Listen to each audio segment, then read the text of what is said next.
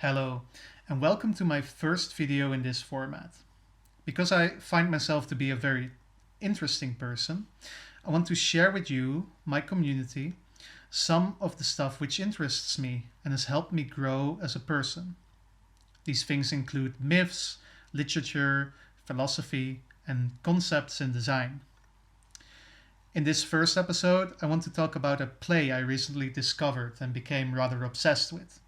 It's called No Exit, and it's written by Jean Paul Sartre. The premise of the play is that three people, the three characters in the play, are stuck in a room together, which represents hell. It has no mirrors and no windows. There is no torturer in the room, and neither are there tools for torture. There are only these three people, some seats and furniture arranged like a little living room. These three characters soon learn that they are in fact each other's torturers. And I'll introduce them to you. The first character is called Garcin.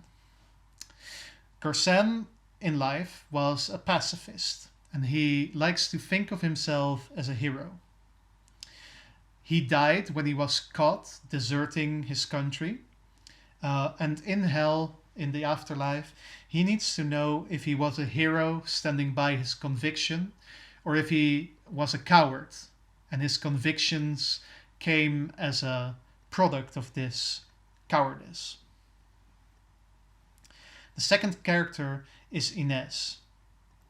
Inez has seduced the wife of her cousin while she was living in their home. And that's not the only thing. She was also a very cruel person. She inevitably caused the suicides of the people she was living with.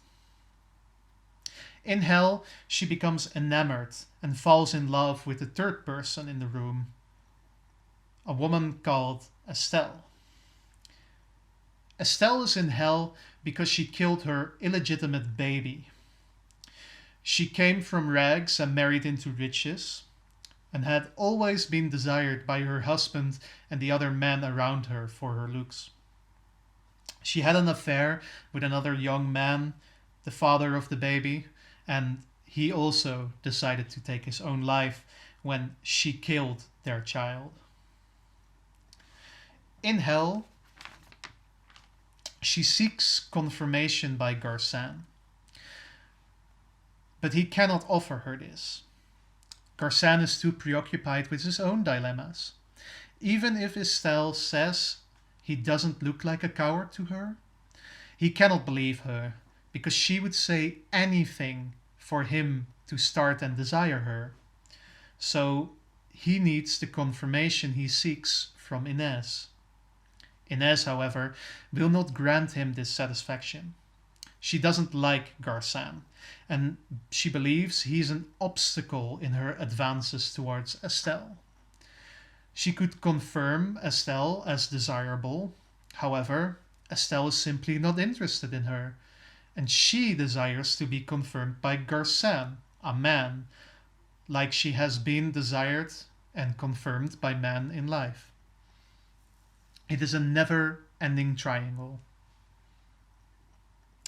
Outside of this scenario being great for drama, it serves to illustrate that hell is other people. No, I'm not referring to edgy teenagers saying this because they hate their teachers or their parents or whatever. No, hell is other people refers to the fact that these characters encounter themselves and their insecurities through the gaze of the people around them. Sartre believes that existence precedes essence, which means we exist first and we determine the meaning thereafter when we encounter ourselves in the living world. In his book Being and Nothingness, he also coins the terms the look and the other, which he uses to describe how we exist as object in the view of other people, other consciousnesses. But we also think of ourselves as objects in the view of other people. If you were truly living for yourself, you wouldn't even think of yourself as a self. Your mind would be preoccupied with whatever your current human experience is. It is only when we think of ourselves as a self in relation to others that this concept of the selves starts to come into play. We kind of objectify ourselves to the gaze of other people. This also means we contextualize our meaning and our position in relation to other people, values, status, whether something or someone looks good or not. They're all human concepts. Sometimes we get so preoccupied with thinking of ourselves as objects in this way that it drives us crazy. It drives us literally insane. And it happens to the three characters in Hell. They drive each other insane. And this is what Sartre truly means with hell is other people. When you catch yourself bringing yourself down in a very reflective, objectifying mood, remember this concept of the look and the gaze of other consciousnesses. And that the judgment you're making of yourself is only temporary. I can give an example. Imagine I'm making illustrations, or hell, even recording this audio. I'll start to doubt myself because I'm caught up in what other people might think of me. But then I remind myself to just go and do it. And I'll enjoy it because I will find myself in this process not thinking of other people, not thinking of myself in relation to other people, but just working. I know the judgments are temporary. I put them to the side and I focus on what I enjoy.